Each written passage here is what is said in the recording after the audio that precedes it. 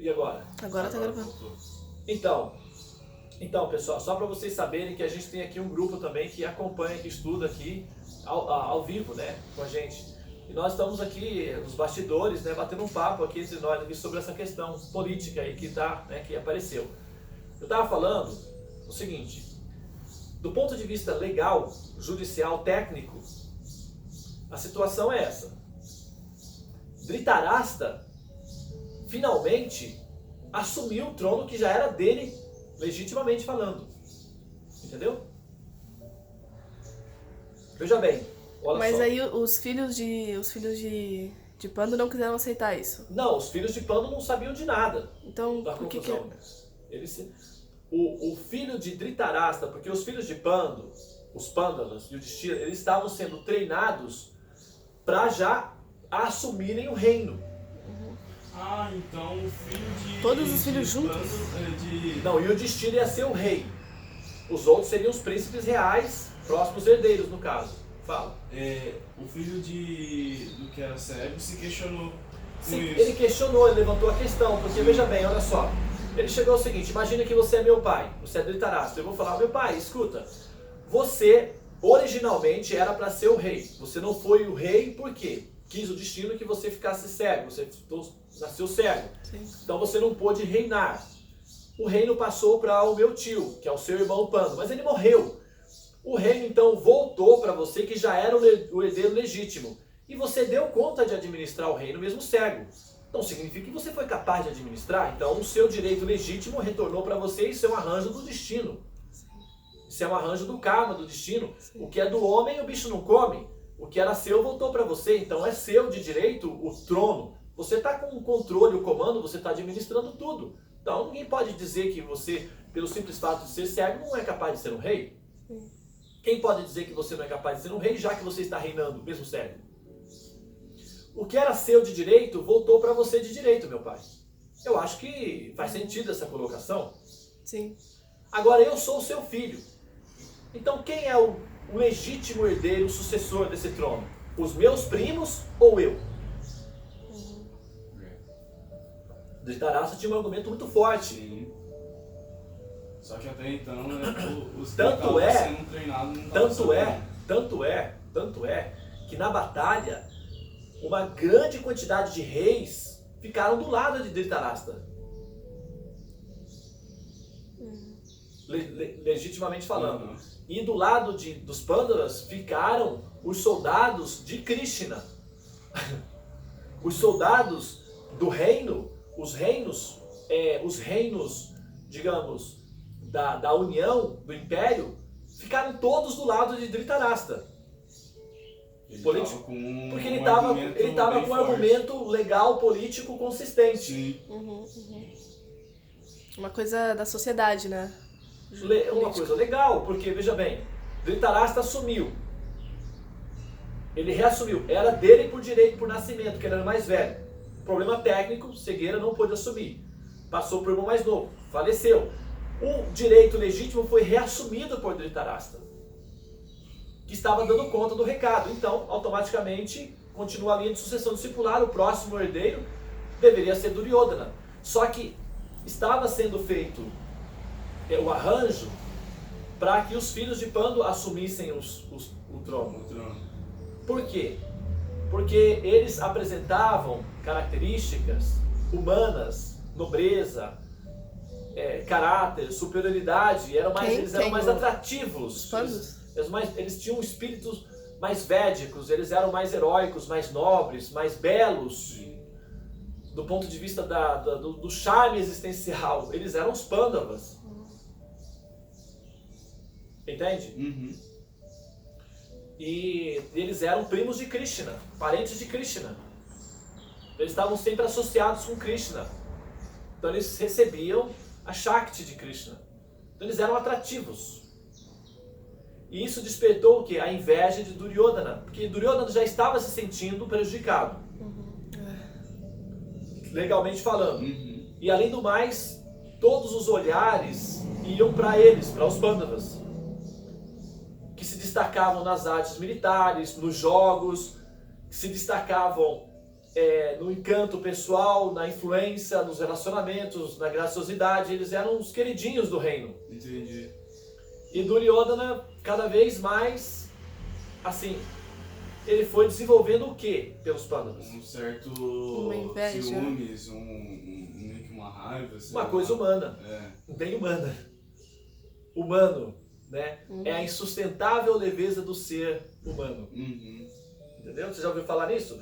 A insustentável leveza do ser? Não, nunca ouvi Então, falar. essa é a insustentável leveza do ser humano, porque a inveja, esses sentimentos são todos muito leves, são sutis, você não pega, Uhum. mas eles são super pesados quando entram, Entendi.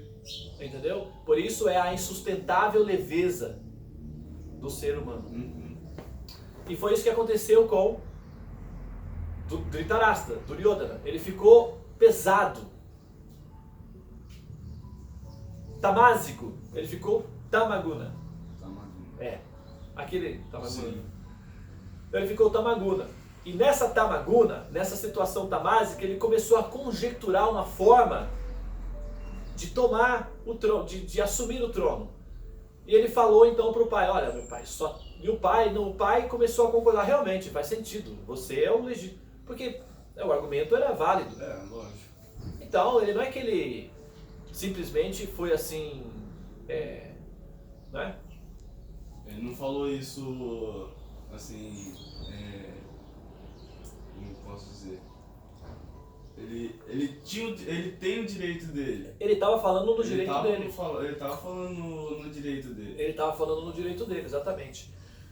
Então, só que a questão é o seguinte, como existiam muitos sentimentos ruins, tamásicos envolvidos, não era apenas a justiça legal, política, tinha sentimentos da categoria de um ser humano caído, que era o caso de Duryodhana, com sentimentos ruins e tal.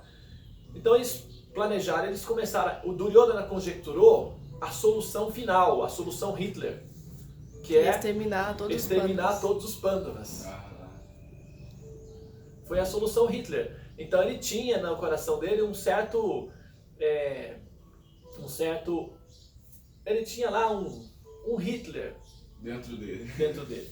Será que Hitler não é a encarnação? Será que Hitler é a encarnação de Duryodhana?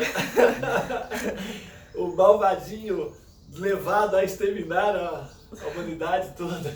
Ele não conseguiu, ele veio de novo pra tentar. Não, agora eu vou. Dessa vez vai dar certo. Mas ele igual chegava a entrar em guerra? Isso aqui é a descrição de uma batalha. Ah, sim. É a descrição de uma batalha. A guerra vai acontecer, que a gente não chegou lá ainda, mas depois o Bhagavad Gita vai ser falado, o texto, né, a canção Gita vai ser toda falada durante o intermédio, Entendi. no meio da batalha. Uhum. E aí, o Duryodhana, o Dhritarashtra falou, meu pai, é o seguinte, eu vou dar um jeito de tirar os Pandavas de circulação.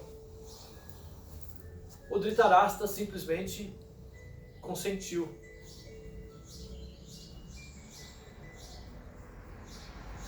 Ele consentiu.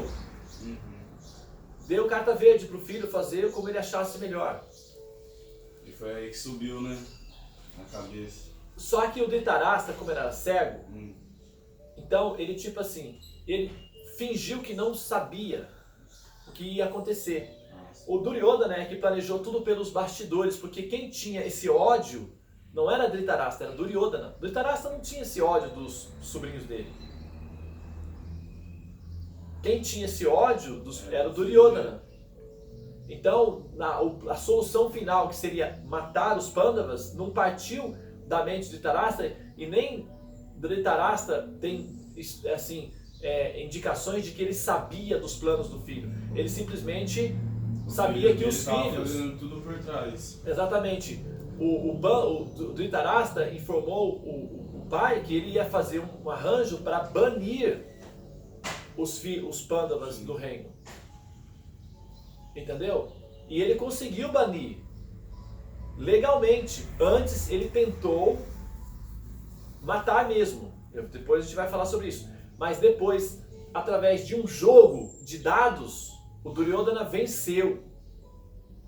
E quando ele venceu através do jogo de dados, os Pandavas foram obrigados a saírem do reino por 14 anos. Nossa. Naquela época era assim, jogou, perdeu, tem que ir embora do reino, ficar exilado durante 14 anos. E Duryodhana venceu esse jogo. Foi assim que eles conseguiram banir os Pandavas. Mas antes eles tentaram matar de diversas maneiras, a gente vai falar sobre isso daí nos próximos momentos. Então, assim, só para fazer justiça aqui, porque senão fica uma coisa muito assim, puxado para muito formatadinho religiosamente. O Duryodhana era malvado porque ele era cruel realmente, mas ele tinha argumentos verdadeiros para colocar na... Só que, tipo, daí eu fico meio indeciso, assim, no caso, se eu estivesse lá e analisasse, assim, porque eu ia ficar indeciso em quem acreditar, sabe? Quem deveria ficar no reino, assim. Foi o que aconteceu. Eu ia ficar indeciso. Foi exatamente o que aconteceu, entendeu, Chiara? Houve uma certa indecisão. Houve uma certa decisão. Sim. Houve uma certa decisão. Porque, querendo ou não, eles todos fazem parte de uma família e, tipo, sei lá. Houve uma certa indecisão, e inclusive esse avô Bhishma, que é um dos 12 Mahājanas. Mahājanas significa conhecedores profundos das escrituras, das leis védicas. São apenas 12 grandiosos na história do conhecimento. O avô dele era um deles. Prahlada Maharaja, que é um devoto altamente, que é o que passa dentro de Nrsimhadeva. Tem uma série de Mahājanas, que são almas altamente cultas e elevadas. E esse Bhishma, que é o avô, o clã da família, é um deles. E Bhishma, na hora de assumir a posição de qual lado ia ficar, ele não ficou do lado dos Pandavas, ele ficou do lado de Duryodhana. Nossa. Então, o avô dele ficou do lado... É muito complicado, é muito profunda a coisa. Sim. Porque o avô, que é um dos Mahājanas, um dos mais elevados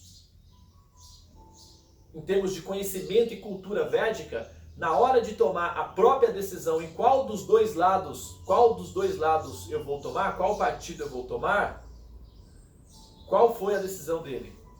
Ficar do lado de Duryodhana. Mesmo ele não gostando muito do comportamento de Duryodhana, mesmo ele não aprovando o comportamento de Duryodhana, ele ficou do lado de Duryodhana, porque ele ficou do lado do Dharma, da lei, da justiça. Ele ficou do lado do Dharma, da lei e da justiça. Ele só não ficou do lado do comportamento de Duryodhana em tentar matar os Pandavas. Ele ajudou os Pandavas a fugirem. Mas na hora da batalha, do ponto de vista de um guerreiro, que Bhishma era um guerreiro, na hora da batalha, do ponto de vista de um administrador, de um legislador, de um juiz, de um guerreiro, ele disse, é legal ficar do lado de Duryodhana.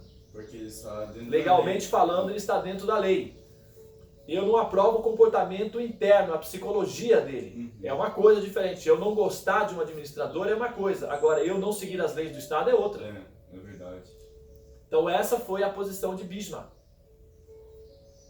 Ele não aprovava o comportamento psicológico de Duryodhana. Ele era afeiçoado, o carinho, o amor dele era pelos Pandavas. Sim. Então ele ajudou ele a fugir. Mas legalmente ajudou os Pandavas a fugirem dos golpes de planos de matar do Duryodhana. Só que legalmente ele ficou apoiando Duryodhana, porque tecnicamente falando era um argumento legítimo, era uma reclamação legítima. Então ele meio que foi obrigado a... Ele foi obrigado perante as leis de assumir a posição, entendeu? Mas aí tem muita coisa para falar, a gente vai falando aos poucos. Tá bom. Tá bom?